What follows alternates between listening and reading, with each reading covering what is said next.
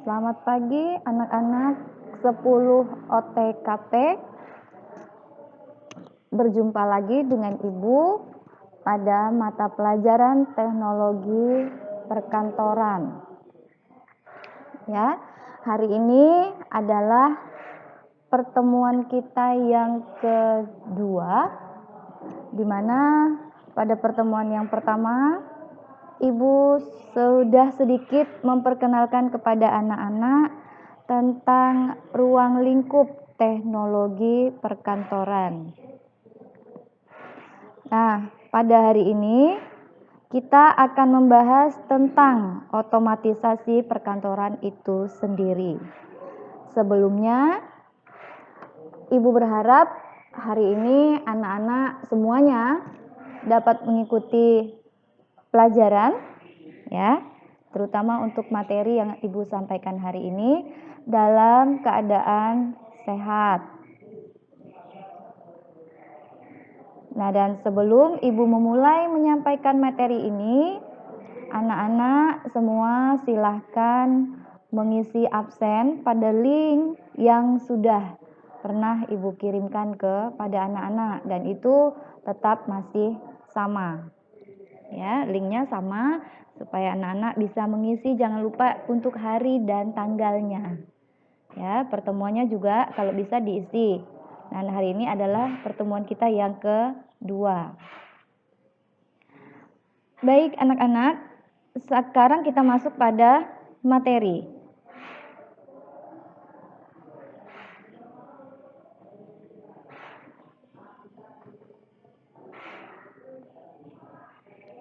Nah, apa itu otomatisasi perkantoran? Kita mulai dari pengertian otomatisasi perkantoran dulu. Ada banyak pendapat mengenai pengertian otomatisasi perkantoran. Nah, di sini Ibu hanya mengambil beberapa saja.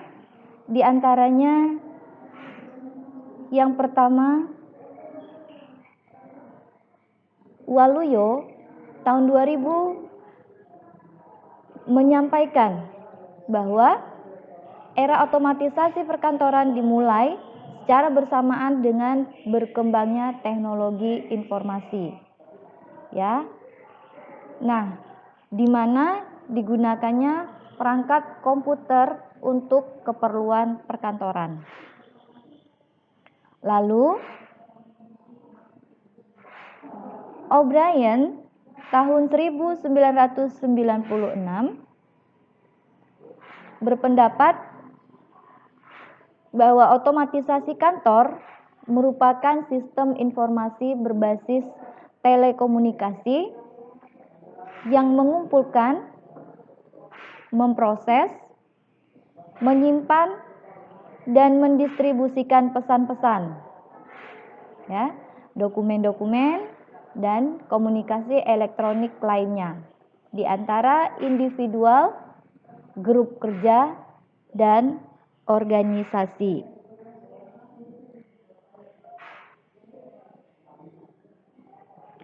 Nah, dari kedua pendapat ini kita dapat menyimpulkan bahwa otomatisasi kantor adalah semua sistem elektronik, baik itu formal maupun informal, terutama yang berkaitan dengan komunikasi informasi kepada dan dari orang yang berada di dalam maupun di luar perusahaan. Nah, ini mengenai pengertian otomatisasi perkantoran. Selanjutnya, penggunaan alat elektronik dapat mempercepat dan memperlancar setiap pekerjaan kantor, ya, sehingga akan dapat menjaga dan meningkatkan produktivitas kantor.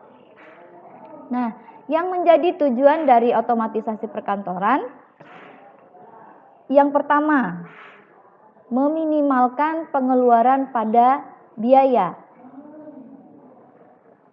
Kedua, pemecah masalah kelompok. Ketiga, pelengkap bukan pengganti. Nah, di sini Ibu akan menjelaskan apa maksud dari pelengkap bukan pengganti. Ya, dalam hal ini otomatisasi perkantoran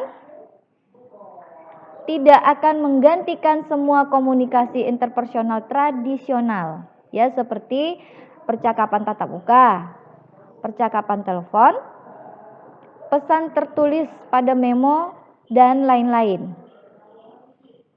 Nah, pelengkap informasi di sini digunakan agar dapat lebih baik dalam berkomunikasi. Seperti itu. Jadi artinya bahwa otomatisasi perkantoran yang dimaksud di sini berperan sebagai pelengkap, bukan pengganti. Ya.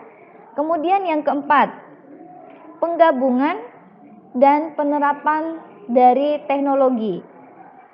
Nah, di sini juga kita memberikan satu contoh, misalkan antara telepon, komputer, jaringan internet, serta satelit. Ya, di mana semua itu digabungkan untuk memperlancar informasi dari luar perusahaan maupun di dalam perusahaan itu sendiri, serta untuk mengetahui canggihnya teknologi di era globalisasi seperti saat ini. Ya, jadi penggabungan dan penerapan dari teknologi yang kita gunakan itu sendiri. Kemudian yang kelima, memperbarui proses pelaksanaan pekerjaan di kantor. Yang keenam, meningkatkan produktivitas dan efektivitas pekerjaan. Serta yang terakhir, peningkatan komunikasi dapat menghasilkan keputusan yang lebih baik dan lebih cepat. Nah, ini merupakan tujuan dari otomatisasi perkantoran. Kemudian, yang selanjutnya ada konsep otomatisasi perkantoran. Nah, jika diuraikan, maka konsep-konsep itu dapat kita pelajari sebagai berikut. Yang pertama, konsep yang terjadi di perkantoran seperti halnya proses manufaktur itu selalu mengarah kepada otomatisasi. Ya. Yang selanjutnya, otomatisasi kantor berevolusi, ya, dari aplikasi-aplikasi yang terpisah dan tanpa rencana menuju aplikasi yang terencana dan terpadu. Ya, dari tadi otomatisasi kantor yang tadinya sifatnya tradisional, kemudian mereka berevolusi dari aplikasi-aplikasi yang terpisah dan tanpa rencana menuju aplikasi yang terencana dan terpadu. Kemudian selanjutnya, otomatisasi memudahkan penerimaan dan pengiriman informasi. Selanjutnya, otomatisasi kantor memberikan keuntungan lebih besar melalui pengambilan keputusan yang lebih baik. Serta yang terakhir, otomatisasi kantor sebagai pelengkap bagi metode komunikasi tradisional, bukan sebagai pengganti. Seperti yang tadi pada tujuan dari otomatisasi perkantoran, bahwa otomatisasi itu adalah pelengkap, bukan pengganti. Ya. Nah, kita lanjut pada yang berikutnya. Ini adalah macam-macam sistem otomatisasi. Kita mulai dari sistem komunikasi elektronik, ya. Nah, sistem komunikasi elektronik merupakan sistem teknologi informasi yang digunakan untuk berkomunikasi antar individu, ya, kelompok pekerja, dan organisasi-organisasi. Nah, adapun yang termasuk dalam komunikasi elektronik antara lain email, voicemail, faksimiles, dan bulletin board system.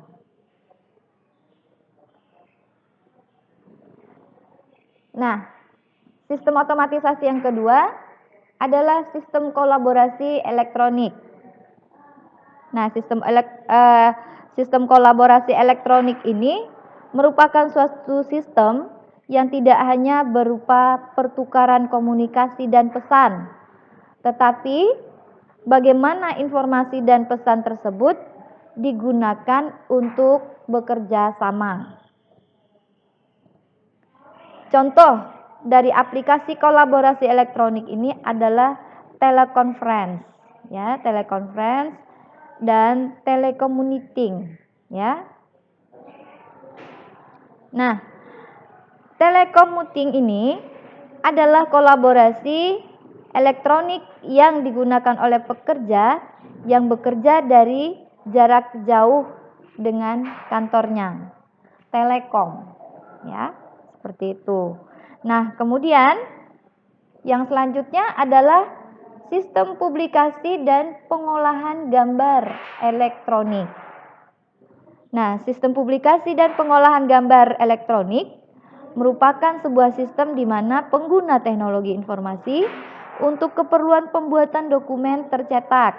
Adapun yang termasuk aplikasi dari sistem publikasi dan pengolahan gambar elektronik antara lain yang pertama, desktop publishing. Yang kedua, electronic document management. Yang ketiga, presentation graphic. Dan yang keempat, multimedia presentation. Nah, sistem otomatisasi yang selanjutnya adalah sistem pengolahan kantor. Ya, ini bisa mencakup desktop aksesoris dan electronic scheduling. Ya, ada schedule atau ada rencana.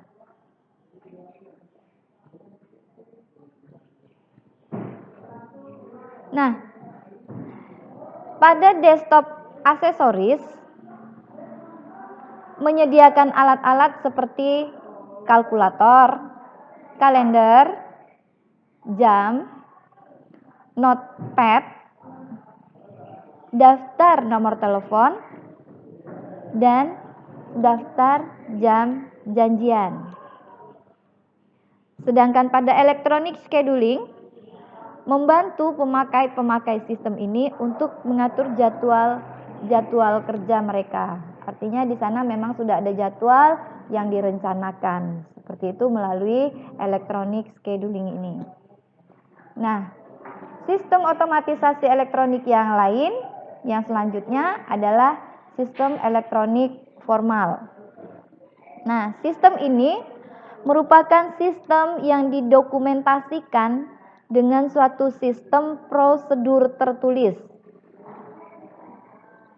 Sistem ini diterapkan di seluruh perusahaan untuk memenuhi kebutuhan organisasi seperti misalkan SIM. Ya. Kemudian sistem otomatisasi yang selanjutnya ini boleh kita katakan sistem elektronik yang terakhir adalah sistem elektronik informal. Sistem ini merupakan sistem yang tidak direncanakan atau diuraikan secara tertulis. Ya. Nah, sistem ini diterapkan saat diperlukan oleh perorangan untuk memenuhi keperluannya sendiri. Seperti itu. Nah, ini tadi adalah macam-macam sistem otomatisasi. Kita lanjut pada materi yang selanjutnya. Nah, ini adalah tahap-tahap dari otomatisasi perkantoran. Ya. Seperti tadi dikatakan bahwa teknologi informasi itu berevolusi dari aplikasi-aplikasi yang tidak terencana menjadi atau menuju kepada aplikasi-aplikasi yang terencana dan terpadu. Tahapan-tahapannya adalah sebagai berikut. Yang pertama, ada tahap tradisional. Nah, tahap ini merupakan tahap di mana pengguna teknologi utamanya ditujukan untuk mengurangi biaya dan meningkatkan produktivitas, ya, serta lebih berfokus pada penggunaan word processing. Ya, ini adalah dari yang hanya tadi menggunakan pengolah kata, ya, hanya sekedar mungkin membuat surat seperti itu, ya. Ini adalah tahapan tradisional. Kemudian tahap transisional. Tahap ini merupakan tahap di mana ditandai dengan mulai digunakannya proses data secara elektronik serta telah dibangunnya aplikasi untuk keperluan pengarsipan, penyimpanan, dan komunikasi yang berbasis komputer.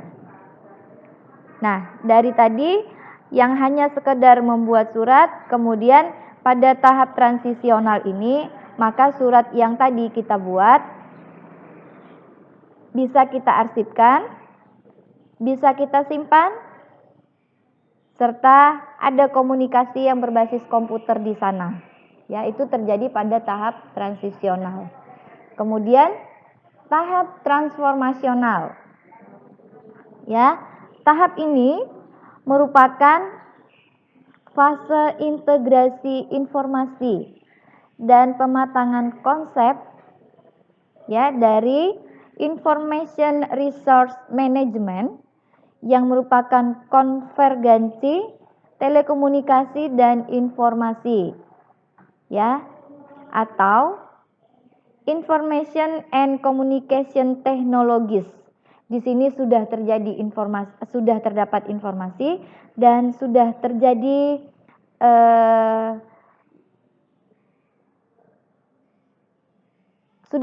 manajemennya di sana, sudah ada manajemen tentang informasi itu sendiri. Nah, bahasan kita pada hari ini juga kita menyinggung tentang siapa pengguna otomatisasi perkantoran. Ya, siapa saja penggunanya? Nah, yang pertama, pengguna dari otomatisasi perkantoran ini adalah manajer. Ya. Nah, kenapa manajer ini menjadi pengguna otomatisasi perkantoran yang pertama? Manajer itu adalah seorang bolehlah kita katakan sebagai pemimpin, ya, dalam sebuah organisasi seperti itu, ya. Nah,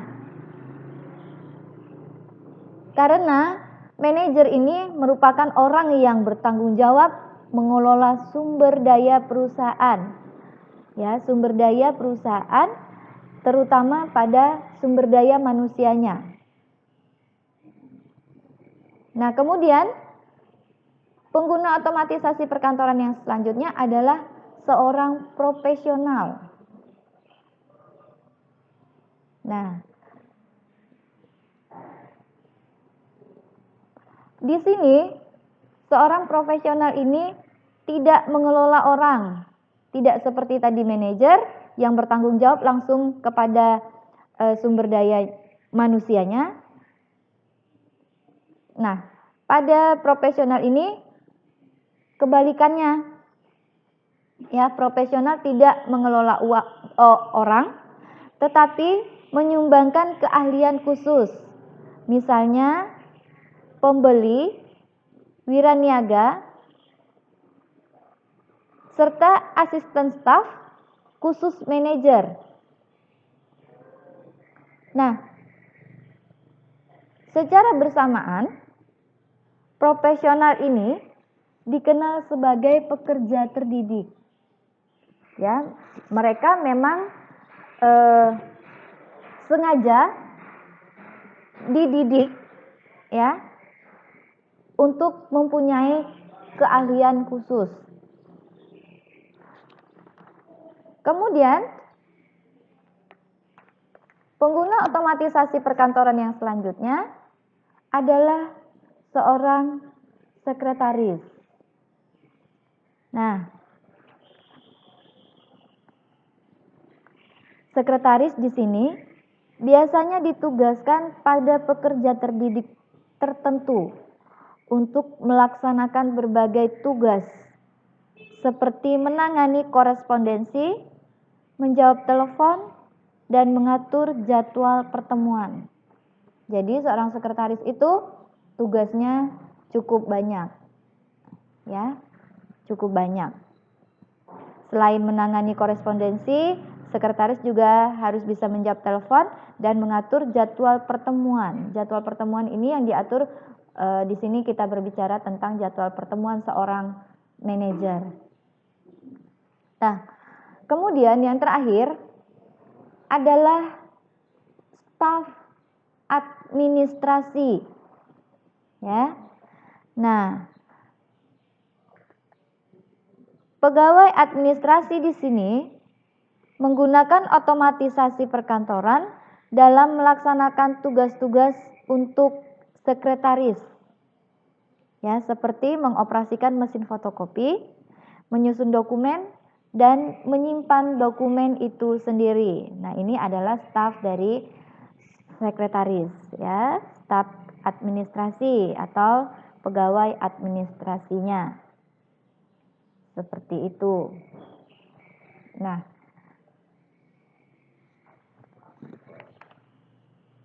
pada bahasan kita hari ini yang terakhir kita akan berbicara tentang jenis-jenis aplikasi otomatisasi perkantoran.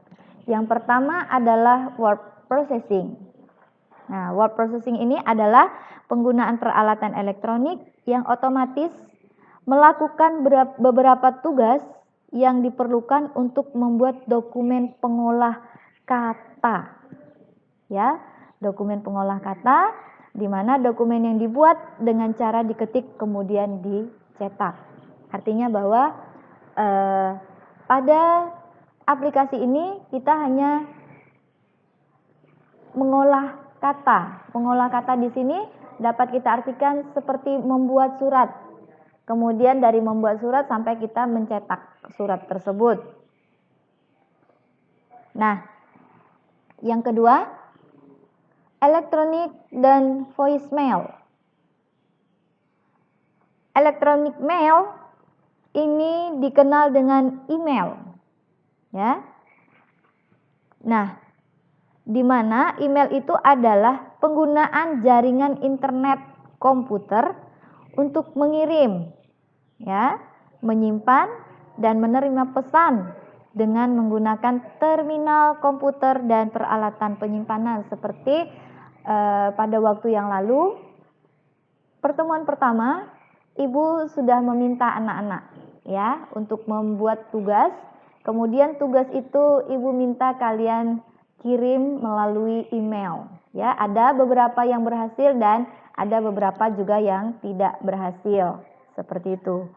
Nah, itu adalah electronic mail, ya, di mana kita menggunakan jaringan internet komputer untuk mengirim, ya, mengirim, menyimpan, dan saya menerima pesan dari anak-anak dengan menggunakan terminal komputer dan peralatan penyimpanan, ya.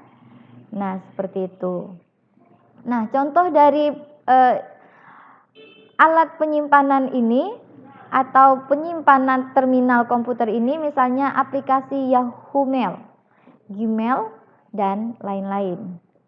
Ya, jadi tugas anak-anak kemarin kebetulan ibu punya aplikasinya yaitu Gmail, jadi ada di Gmailnya ibu. Ya, kemudian ada voicemail.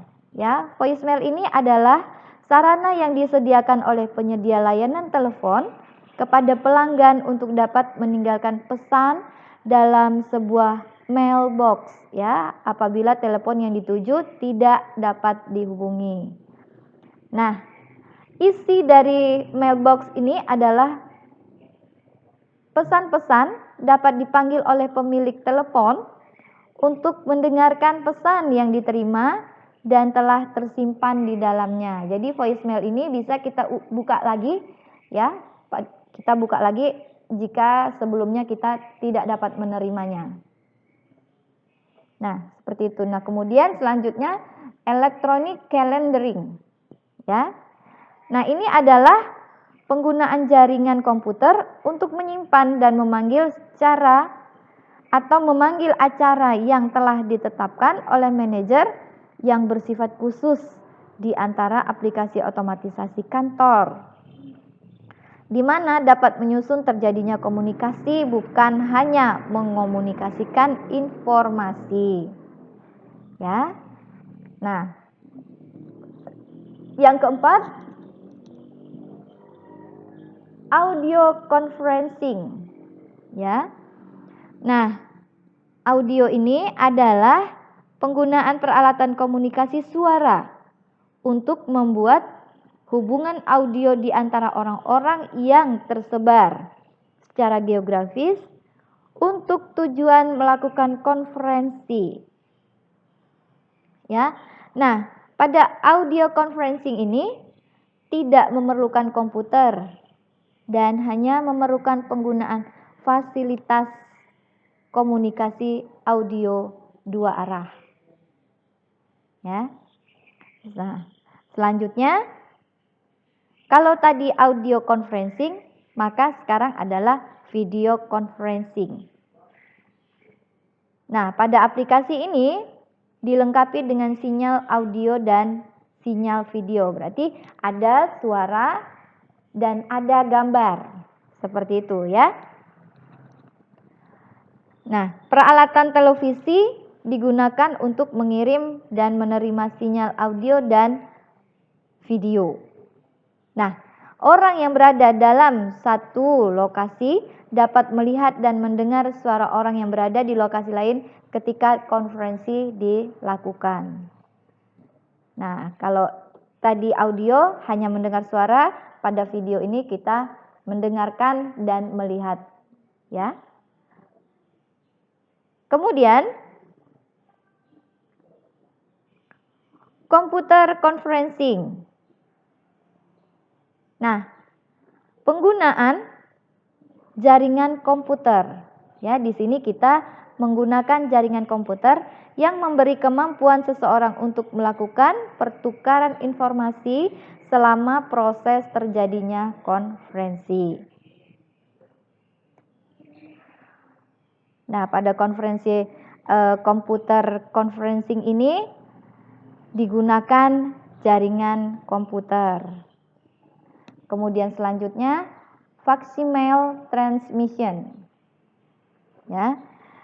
Ini adalah penggunaan peralatan khusus yang dapat membaca tampilan dokumen pada ujung channel komunikasi dan membuat salinan atau kopi di ujung yang lain. Nah, biasanya kita sering mendengar ngefax seperti itu ya, ada fax. Ada seperti memo yang disampaikan ke kita dalam bentuk lembaran seperti itu ya. Nah, dan ini juga menggunakan mesin khusus namanya mesin fax ya, mesin fax. Nah, kemudian ada video text ya.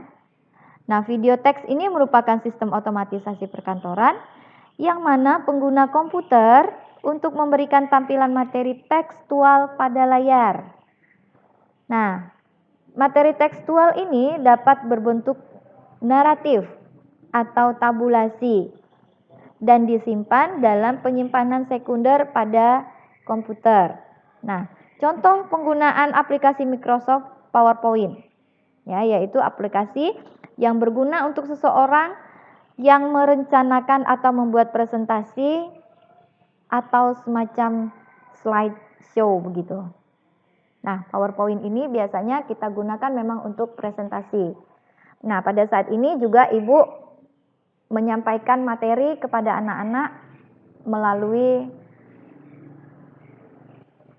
aplikasi Microsoft PowerPoint itu, ya.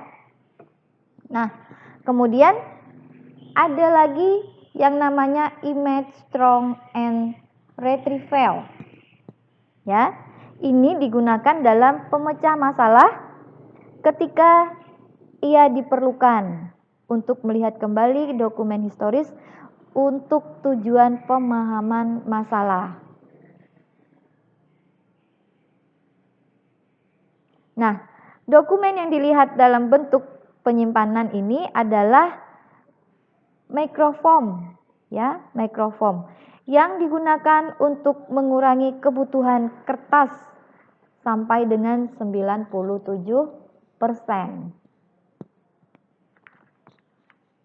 Yang selanjutnya ada desktop publishing. Ya, desktop publishing ini adalah pembuatan output tercetak yang kualitasnya hampir sama dengan yang dihasilkan oleh typewriter. Ya.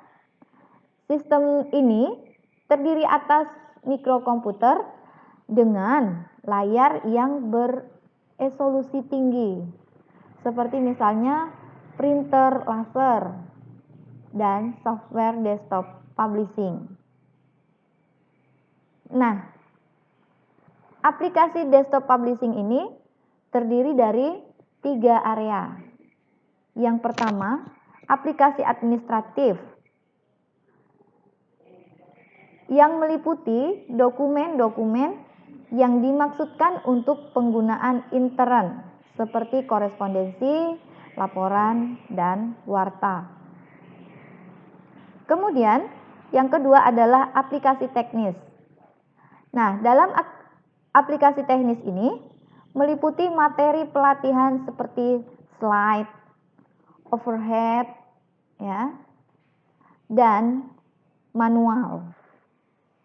Nah, ini aplikasi teknis. Kemudian yang ketiga ada grafik perusahaan. Grafik perusahaan di sini meliputi periklanan, brosur, dan dokumen lain yang dimaksudkan untuk digunakan di luar perusahaan. Dan jenis aplikasi otomatisasi perkantoran yang terakhir adalah spreadsheet. Ya. Spreadsheet ini adalah penggunaan komputer yang secara otomatis melakukan beberapa tugas yang diperlukan untuk mengolah data berupa angka. Nah, di sini diperlukan sebuah software, yaitu web browser atau sering disebut dengan browser. Ya, ini adalah jenis aplikasi otomatisasi perkantoran yang terakhir. Nah, untuk pertemuan kali ini cukup banyak tadi yang Ibu sampaikan dari pengertian otomatisasi perkantoran sampai dengan jenis-jenis aplikasi otomatisasi perkantoran. Nanti anak-anak, jika anak-anak memiliki handphone yang aplikasinya cukup lengkap, bisa anak-anak coba pelajari tentang otomatisasi perkantoran ini, ya, karena pada saat ini mungkin kita punya keterbatasan, Ibu menyampaikan materinya terlalu cepat sehingga kalian tidak bisa mengikutinya dengan maksimal, dan juga kita punya kesulitan, kita tidak bisa praktek langsung atau melihat ini aplikasi word processing seperti apa, elektronik dan voicemail ini seperti apa, jadi sulit. Sehingga Ibu sarankan coba kalian pelajari sendiri melalui handphone atau fasilitas yang ada pada kalian. Sedikit-sedikit lah mesti harus kalian pelajari seperti itu. Nah, untuk hari ini Ibu cukupkan dulu. Pada pertemuan selanjutnya nanti kita akan coba mempelajari tentang kantor virtual atau virtual office ya. Jika anak-anak memiliki buku tentang teknologi perkantoran, di sana juga boleh anak-anak pelajari sendiri ya. Dibaca-baca bukunya, jangan bukunya dibiarkan tidur saja, sehingga anak-anak ketika nanti kita memang harus bertemu tatap muka, Ibu tanya malah bukunya masih rapi ya. Jangan juga nanti ketika kita masuk Ibu tanya bukunya lalu berantakan, kerunyukan seperti itu ya. Tapi padahal hanya untuk kipas-kipas, bukan untuk dipelajari, itu juga tidak benar ya. Jadi sebaiknya memang buku itu dipelajari, dibuka ya. Jangan disuruh tidur saja bukunya. Kalau bukunya disuruh tidur saja dia enak ya. Dia tidak punya beban. Ya. Nah, tetapi kita yang si pemiliknya tidak tahu apa-apa tentang isi dari buku yang kita pegang. Sayang kan? Bukunya sudah ada, sudah kita bayar, tapi kita tidak pelajari. Nah, baik, untuk hari ini Ibu cukupkan sampai di sini. Anak-anak silahkan belajar. Jangan lupa selalu jaga kesehatan. Sampai jumpa pada pertemuan yang selanjutnya. Selamat pagi.